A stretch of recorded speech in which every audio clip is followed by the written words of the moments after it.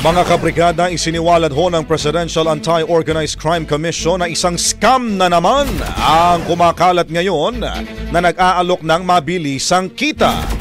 Tinatawag ito ng PAOK na task scam. Dahil ho sa modus na ito ay bibigyan ka ng mga task na may kalakip na halaga para agad kumita ng pera. Dahil dito pinag-iingat ng ahensya ang publiko kaugnay sa nasabing scam.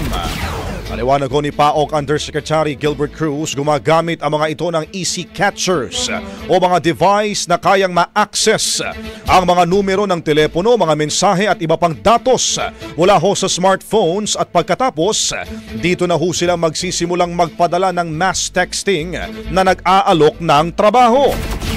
Batay umano sa paunang investigasyon, tila mga Pilipino mismo ang nasa likod ng mga scam na ito.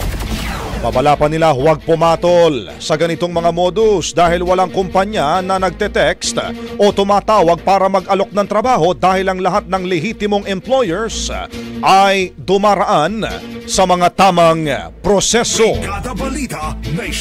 Ang bahaging ito ay hatid sa atin ng Guard C Plus with Zinc Capsule. Always protektado ang kalusugan.